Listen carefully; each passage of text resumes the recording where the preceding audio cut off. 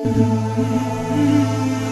बात हुजूर इस्लाम ने फरमाया, वज़कातु मग़रमन, लोग ज़कात को कर्ज समझेंगे।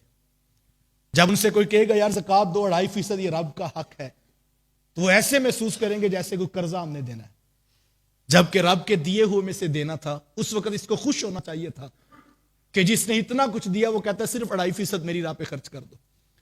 उस वक्त इंसान को खुश दिली से ज़कात देनी थी, लेकिन उस वक्त ये घबरा जाता है और ज़कात का मौसम आते हीले बहाने ढूंढता है किसी तरीके से मैं बच जाऊं। वो लोग मसला पूछते हैं तो जब मसला बताएं तो फिर कहते हैं फिर हम ये वाली नियत कर लेते, चलो इस तरह ज़कात नहीं पड़ेगी। और मैं कहता हूं कितना नादान इंसान है। वो कहता है तुम सिर्फ गिन के 2.5% दो, मैं तुम्हें इतना दूंगा कि तुम हिसाब ही नहीं कर सकोगे। वो कहता मैं इतना दूंगा और ये समझता अब ये तो मुसीबत बन गई, अब कर्ज, अब रमजान भी आ रहा है तो ज़कात दूंगा कैसे। ये उसको कर्ज समझता है, बोझ समझता है, जबकि ये तो खुशदिली से अदा करनी थी।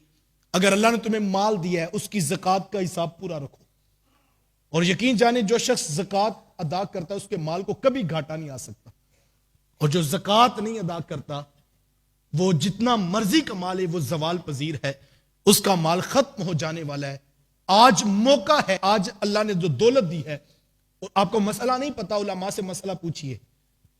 साल के बाद आखिरी ज़कात मुश्किल अगर बन जाती है तो आप उस ज़कात में महाना किस्तों में भी आप साथ साथ भी ज़कात अदा कर सकते हैं। साल के आखिर पर आप हिसाब कर देंगे तो आपकी वो ज़कात अदा हो जाएगी।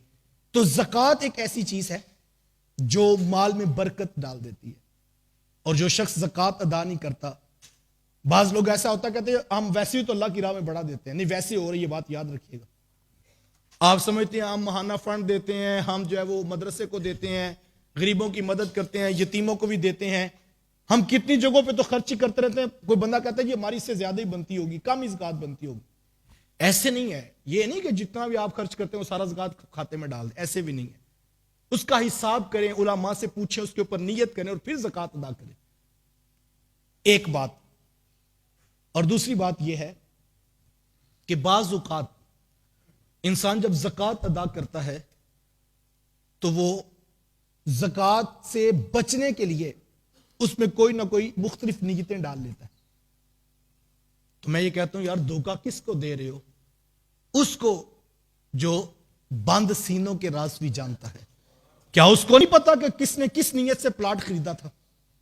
तो हमें अपनी नीयत के किबले को दुरुस्त रखना है और खुशदिली के साथ अदा करें।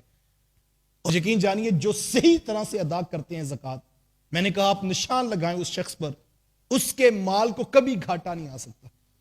और जो ज़कात अदा करने की नीयत रखते हैं अल्लाह उनके लिए हवाओं के रुख मोड़ देता है और अल्लाह उनके लिए असबाब रिज़्क़ खोल देता है। जब इंसान तयक्कुन कर लेता है कि मेरा रब मुझे अता करेगा, तो वो लोगों के दिलों में भी डाल देता है। वो फरमाता है मैं वहां से अता करूंगा जहां से तुम सोच भी नहीं सकते हो, वहां से वो देने पर कादिर है। ज़कात की अदायगी को कर्ज ना समझिए। मैं जब कौम ज़कात को कर्ज समझेगी तो फिर उनके ऊपर मुसीबतें टूट पड़ेंगी।